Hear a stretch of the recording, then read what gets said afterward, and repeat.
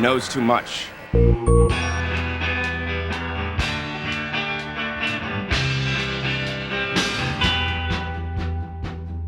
When you see whistleblowers on the cover of Time magazine like Ellsberg, Snowden, or Assange, rest assured you're witnessing an operation in progress. It didn't take long for Ralph Nader to arrive at that pinnacle of mainstream media acceptance and validation.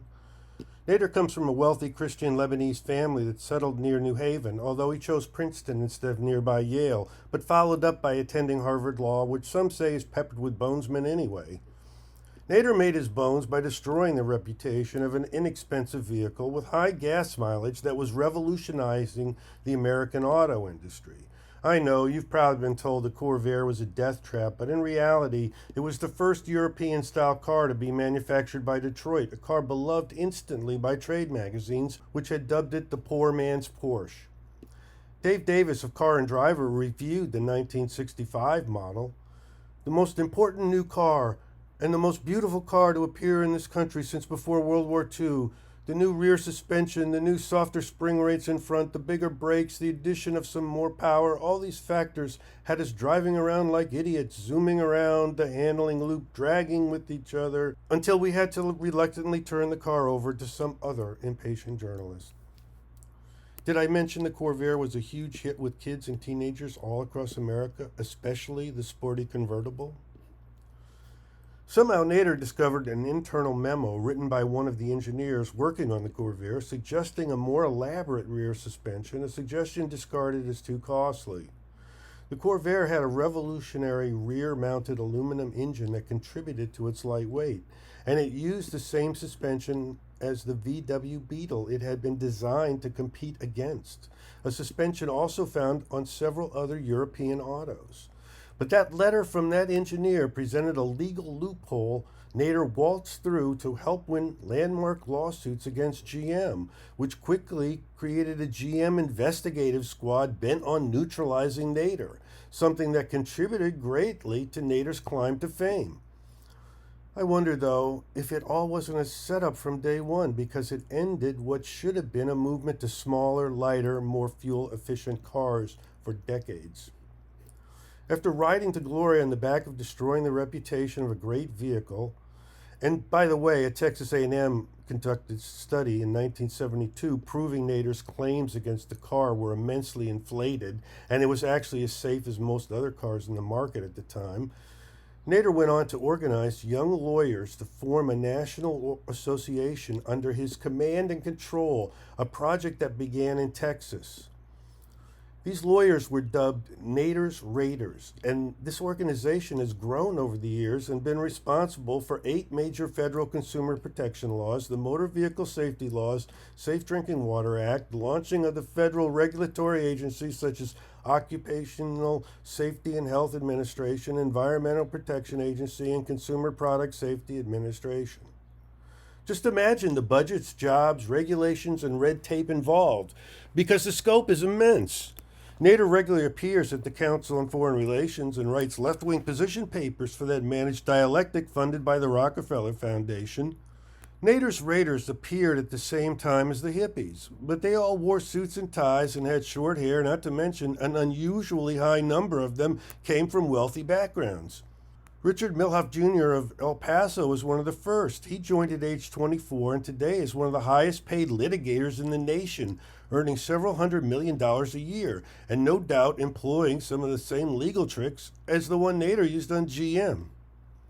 Sherman Skolnick was an astute investigator who volunteered to host the Chicago Nader Raiders in their original meetings, and this is what he later wrote about them. Who are these folks crusading supposedly against the establishment? All of them were young law students or beginning lawyers. But crucial to my understanding of them, they were moreover, and I quietly discovered, the sons and daughters of the ultra-rich. I went down my list of what I urged them to do. Investigate banker judges. I got a blank look. Runaway court corruption. Another blank. Expose the warmongering, mostly private, huge universities. Nader's Raiders absolutely not interested. Investigate the CIA, FBI's agents provocateurs. They dismissed the idea. Privately, I discovered directly that they simply wanted to correct some of the more blatant misdeeds of the ruling class, the powers that be, the establishment. In other words, their elders. But this rabbit hole doesn't end here, because after Sherman brought down some corrupt judges in Chicago, he was suddenly being fed all sorts of sensitive intel and was soon surrounded by various intel ops. A stranger offered him a packet of info on a black Secret Service agent in Chicago who thwarted an assassination attempt on JFK in that city prior to the successful one in Dallas. After receiving the documents, Skolnick went to visit the agent, who erupted. "You are here to put me back in prison. I'm on parole. You're part of a government effort to put me back." Skolnick responded, "I think Mark Lane didn't do right for you when you were down there in Springfield, Missouri. I think all your lawyers put together have not done right for you. I am here to clear you." "Like hell you are. You got my secret report. It's not supposed to be out until 2039. You got it. You stole it. And I'm going to be blamed that I gave it to you. And I'm going to be sent back to jail. And you are going to get publicity. And I am going to jail." JFK researcher Harold Weisberg accused Skolnick of blowing his research into this case, and the details of the Chicago assassination plot were not confirmed in the mainstream media until 2007, 44 years after the fact, when a Chicago policeman spilled the beans. Toward the end of his life, Skolnick served as co-host with Lenny Bloom for the Canadian radio show Cloak and Dagger.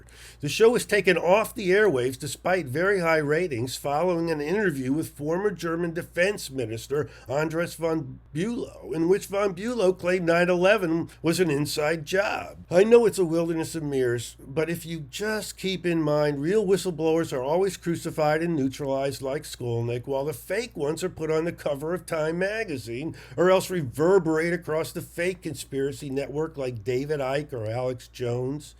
It's a maze of rabbit holes that leads into chemtrails, we never landed on the moon, and aliens are among us, because those are the biggest holes they've been digging over the decades. There is another story to be told someday involving the founding of the National Organization for the Reform of Marijuana Laws, because Keith Stroup came up through the Nader organization after serving as an aide to the Republican Senator and House Majority Leader Everett Dirksen, who played a key role in the politics of the 60s.